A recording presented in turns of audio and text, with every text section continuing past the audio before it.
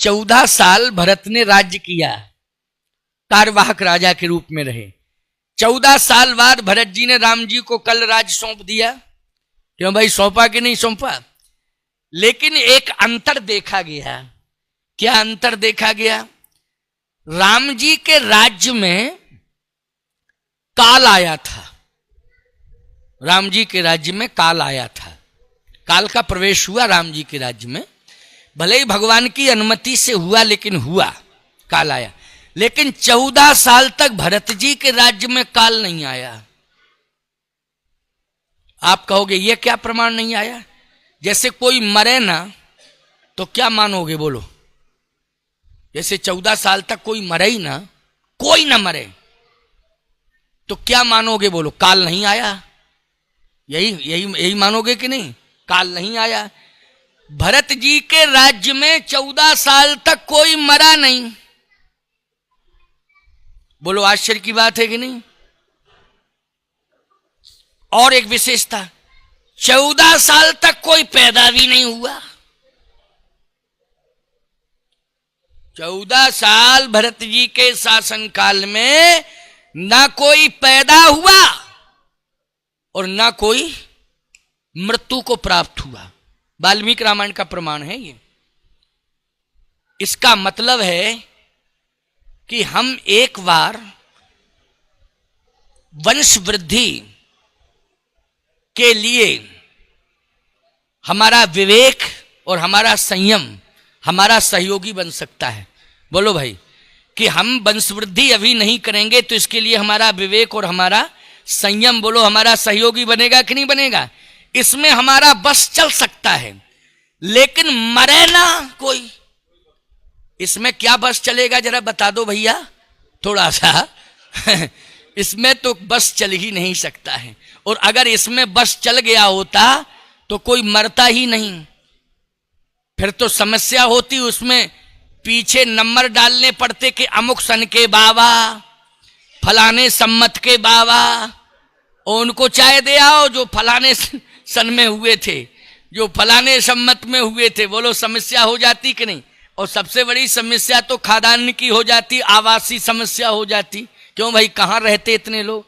जनसंख्या बढ़ती जाती, घटती नहीं, बढ़ती जाती, लोग मरते नहीं, तो समस्या पैदा होती। लेकिन मृत्यु पर किसी का वश नहीं है। लेकिन भरत जी ने 14 साल रहकर यह बता दिया कि हमारे राज्य में कोई मृत्यु को प्राप्त नहीं हुआ। भगवान राम ने कहा वोटर लिस्ट मंगाओ जरा, तुम देखें। अच्छा भाई, वोटर लिस्ट देखी गई तो उसमें एक जगह लिखा था मृतक। राम जी बोले मृतक मृतक देखो लिखा। तुम क्या? भरत जी बोले वो नाम तो पढ़ो पहले। तो उसमें लिखा था चक्रवर्ती सम्राट महाराज दशरथ।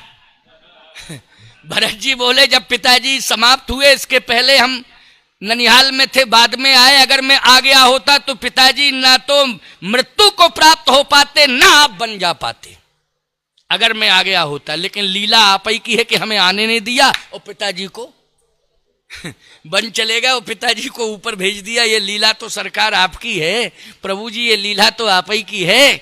लेकिन अगर मैं आ गया होता तो पिताश्री के ऊपर काल हावी नहीं हो पाता, काल हावी नहीं हो पाता। प्यारे, एक और विशेषता क्या? भगवान राम के राज्याभिषेक में भरत जी का बहुत बड़ा योगदान रहा।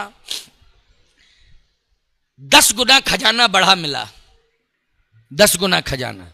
राम जी जितना छोड़ गए थे, लौट के आए तो 10 गुना खजाना बढ़ गया।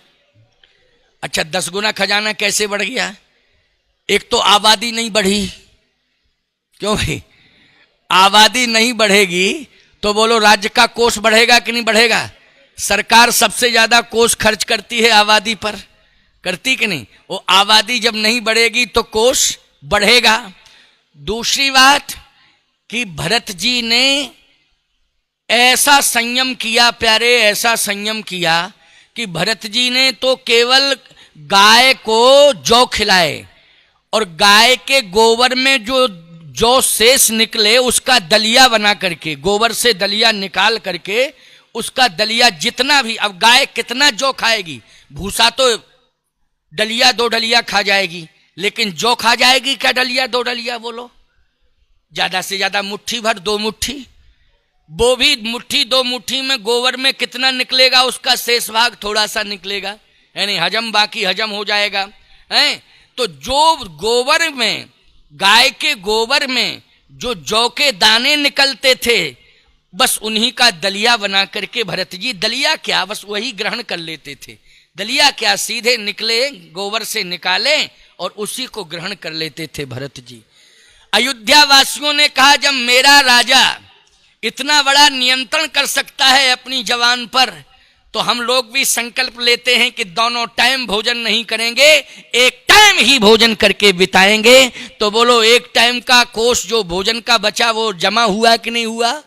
बोलो, हुआ राजकोष में जमा कि नहीं? इस तरह से जनता ने सहयोग किया भरत के राज्य में। तो याद रखना, राम जी को राम राज्य का जो धरातल मिला वो मजबूत मिला कि नहीं मिला? एक तो वित्तीय व्यवस्था मजबूत मिली और दूसरे संयमी नागरिक मिले, संयमी प्रजा मिली। ये भरत जी ने दिया है राम जी को। एक तो संयमी प्रजा बना दी भरत जी ने अयोध्या की, और दूसरा खजाना बढ़ा दिया भरत जी ने। भगवान राम का राज्य ऐसा राज्य हुआ प्यारे कि आज तक 11.5 लाख वर्ष हो गए, लेकिन आज तक लोग मांग करते हैं तो केवल राम राज्य की मांग करते हैं। बोलो, दशरथ राज्य की मांग कोई करता? दिलीप राज्य की मांग कोई करता? नहीं करता। हरिश्चंद्र राज्य की मांग कोई करता? नहीं। अच्छा बोलो, भगवान कृष्ण के राज्य की मांग करता कोई?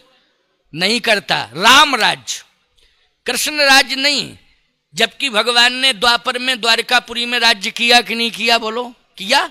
लेकिन कोई कहता है कृष्ण राज्य चाहिए, कोई कहता दशरथ राज्य चाहिए। दुनिया यही कहती है कि मुझे चाहिए तो राम राज्य चाहिए। राजा बलि जैसा धार्मिक, बोलो राजा था ना, अरे इतना बड़ा धार्मिक राजा हुआ कि बलि का पहरेदार बनना पड़ा भगवान को। आज भी वो परंपरा का निर्वाह होता है। बोलो, भगवान 4 महीने के लिए पहरेदार बन के कहां चले जाते हैं? राजा बलि के यहां चले जाते हैं। देवसैनी को जाते हैं और देवोत्थानी को फिर आते हैं ना देवोत्थानी को।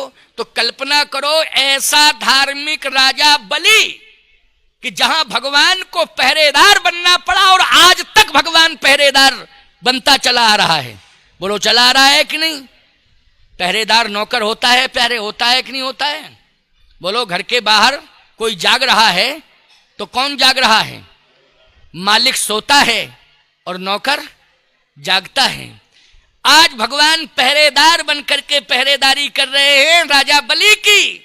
लेकिन कोई माई का लाल मुझे ये बता दे कि मांग कभी उठी हो कि मुझे राजा बलि जैसा राज्य चाहिए। बोलो, मांग हुई क्या?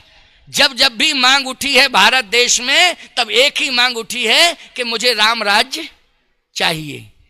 राम राज्य इसलिए चाहिए क्योंकि राम राज्य की विशेषता है दैहिक दैविक भौतिक तापा, और राम राज्य का हुए नहीं व्यापा। नहीं दरिद्र को दुखी न दीना, और नहीं को अबुध न लक्षण हीना।